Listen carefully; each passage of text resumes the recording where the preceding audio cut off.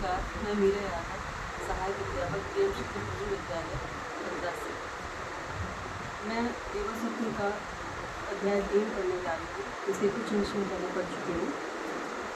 सम्मेलन समाप्त हुआ, साहब ने आभार प्रकट किया, अपना हर्ष प्रकट किया, इनाम बांटे गए। प्रधान अध्यापक, बड़े अधिकारी और दूसरे सब आज के इस कार्य से संतुष्ट दिख रहे थे। साहब ने शिष्टाचार के रूप में कहा, आपकी पाठशाला का काम देखकर मुझे संतोष हुआ है।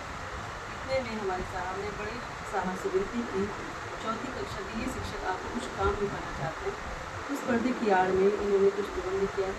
साहब ने बड़ी उदारता का परिचय दिया, तत्काल सहमत हो गए, उन्हें पर्दे के पीछे चला गया। तीसरी घंटी के साथ मैंने पर्दा खोला। बीच में मैं और आसपास मेरे विद्यार्थी थे। हमारी कक्षा में प्रतिदिन गाया जाने वाला एक गीत और प्रार्थना के रूप में गा रहे थे। कमरे में शांति का सौंदर्य था। सब इस विचार में पड़े थे कि एकाएक यह नाटक कैसा है। प्रार्थना के बाद छात्रों ने कचहरी में जाऊँगा नामक गीत फिर शुरू किया। एक लड़का चूहा बना, कमर में रस्सी बांधकर उसने पूंछ बनाई थी, सिर पर काला कपड़ा होने था और 4 पैरों से चलकर वह तीर्थू कर रहा था। एक लड़का दर्जी, दूसरा बेलबूटे वाला, तीसरा मोती वाला और चौथा ददंग वाला, 5वां राजा और छठा राजा का सिपाही बना था। मैं छठा यानी राजा का सिपाही था। सब पात्र हमेशा की शादी पोशाक में थे। राजा टेबल पर रॉक बैठा था, सिर और तिरछी टोपी पहना था। सिपाही ने अर्थात मैंने अपने मुँह पर ताव देकर मुझे खड़ी कर ली थी। साफा कुछ टेढ़ा बना था और हाथ में एक छुरी रखी थी। मृदंग वाले के पास मृदंग था, दूसरे सब खाली हाथ थे। हमारा रंगमंच बिल्कुल सादा था। पर्दे के पीछे तख्ते पर सारा कार्य निकाला था। कमरा साफ झाड़ा और मारा हुआ था। एक छोटी सी जमीन छात्र के घर से मंगाकर फर्श पर बिछाई थी। पाठशाला में ऐसी कोई चीज़ नहीं थी जो रंगमंच की शोभा के लिए रखी जा सके। फिर भी पेपर और नीम की डालियाँ काटकर पत्तियों से दीवारें सजा दी गई। फर्श पर लड़कों ने रंग बिरंगी भैया से अपने पसंद के चित्र बनाए थे। चूहों का नाटक शुरू हुआ तो खत्म हुआ। बड़े और छोटे सब शांत भाव से देख रहे थे। छोटे यानी विद्यार्थी को बड़ी दिलचस्पी के साथ देख रहे थे। बड़े भी आश्चर्य में रुक कर देख रहे थे।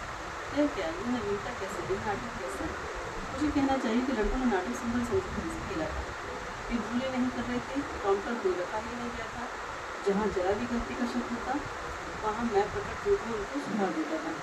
दूसरा नाटक बुढ़िया और तीसरा खरगोश खेला गया। ये देखकर पर्दा एक ही था। सील सीधी नाम लेने को भी न थी। लड़के कभी सिर पर कपड़ा ओढ़ लेते, कभी हाथ पर छीन लेते, बाकी सारा आधार तो लड़कों के अभिनय पर ही था। अंतिम प्रार्थना के बाद नाटक का कार्य समाप्त हुआ और मैं कक्ष पर आया। मैंने नाटक के मैनेजर की हैसियत से अपने दर्शकों से कहा, सज्जनों, हमारे नाट्य प्रभु को शांतिपूर्वक देखने के लिए हम हृदय से आपका उपकार मानते हैं। इस संबंध में मैं आपसे एक निवेदन करना चाहता हूँ, आशा सुनने को कृपा करेंगे।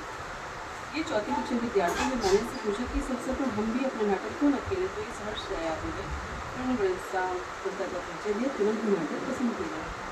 जो कहानियाँ इन्होंने पढ़ी और सुनी थी आपके सामने अभी उन्हीं कहानियाँ ही कर चुके हैं।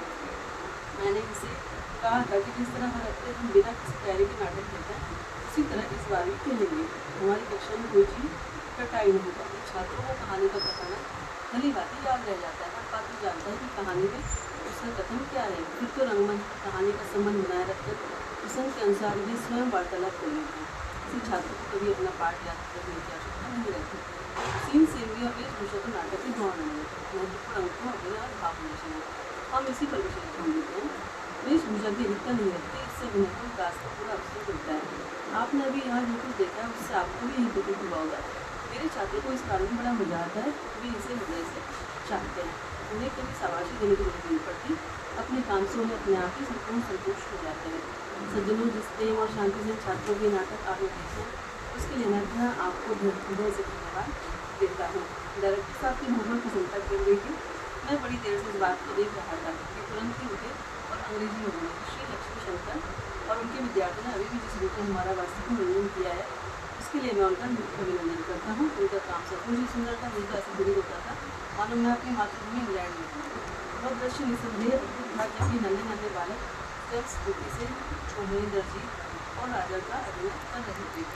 रेसिटेशन और रटे समारोह का जमाना तो लग चुका है। ये चीज़ें वास्तविक गुण, सत्य और आत्मा का नाश करने वाली है। इतना कहकर वो कुछ ठहरे फिर कहने लगे, मैं फिर कहता हूँ, आज का यह काम देखकर मुझे बहुत आनंद हुआ है।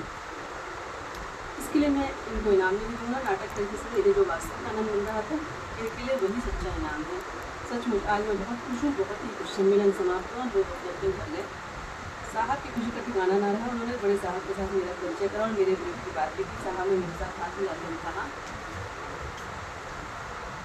शाबाश, आप अपने काम में सफल हुए हैं, ऐसे प्रयोग बराबर करते रहिए। असल शिक्षा तो इसी में है। और सब मुझे हो गई है, उनका ध्यान है। डायरेक्टर के इन शब्दों ने मेरे साहब के मन में कैसे कितनी और कितना गर्व पैदा किया होगा, आप ही सोचना महत्वपूर्ण था। मैं घर गया। सचमुच आज मैं आनंदमय था। साहब ने मुझसे हाथ मिलाया, मुझे शाबाशी दी। एक कारण था, पर सच्चा कारण तो यह था कि आज मेरे प्रयोग की कदर की गई थी। मैंने सोचा, साहब तो एक पॉलिटिकल अफसर है, उन्हें इस नई पाठशाला और इसके समझ बातों को क्या पता होगा। लेकिन बाद में मुझे मालूम हुआ कि उन्होंने अपने लड़के को यूरोप की किसी नई से नई पाठशाला में पढ़ने के लिए भर्ती कराया है और इसलिए भी नई शिक्षा नीति से प्रेम रखते हैं। रात मेरे 2-4 साथी शिक्षक से मिलने आए। वे मुझसे पूछ ही रहे थे कि डायरेक्टर साहब ने मुझसे क्या कहा और क्या नहीं। तो इतने में हमारे अफसर की चिट्ठी आई और मैं उनके घर चला गया। साहब आज प्रसन्न थे। डायरेक्टर साहब ने पाठशाला के काम से सब कुछ इकट्ठ किया था। जाते ही साहब ने मुझे कुर्सी दी और स्वयं आराम कुर्सी पर लेट बैठ के बोले, भाई पहले मुझे यह तो बताओ कि लड़कों ने नाटक रटे थे या नहीं। मैंने कहा, जी, आपके मन पर उनके काम की कैसे छाप पड़ी। साहब ने कहा, मैं तो बहुत खुश रहा हूँ, लेकिन लड़कों ने यह सब याद कैसे किया होगा। उन्होंने बड़े अच्छे ढंग से बात की थी। मैंने कहा, जी आप सच कहते हैं। मैंने उन्हें कहानियाँ सुनाई थी, कहानियाँ उन्हें पसंद आई थी। कहानी के पात्रों के मनोभावों के साथ उन्होंने एकाग्रता का अनुभव किया था। जो बातें उन्होंने वास्तव में अपना ली थी, उन्हीं को मैं अपने ढंग से प्रकट कर रही थी। साहब ने पूछा, लेकिन तुम्हें हमने किसने सिखाया। मैंने कहा, सिखा कर कौन, हम हर हफ्ते नाटक करते हैं, मैं स्वयं उसमें भाग लेता हूँ, लड़कों को सम्मिलित करता हूँ। मैं अपने पात्र के हाव भाव जैसे मुझे आते हैं उनके सामने प्रकट करता हूँ। लड़की भी अपने पात्र के हाव भाव प्रकट करती हूँ। साहब ने कहा, लेकिन यह होता कैसे, मैं तो समझ नहीं पाया। मैंने कहा, साहब छात्रों की आंखें खुली रहती है ना। इधर जी बड़े कुमार चूहों आदि को देखते हैं, उनकी बातें सुनते हैं, गाने में उनका जो वर्णन आता है उन्हें भी सुनते हैं। ईश्वर ने उन्हें कल्पना शक्ति भी दी है, इसलिए भी अनुभव और कल्पना का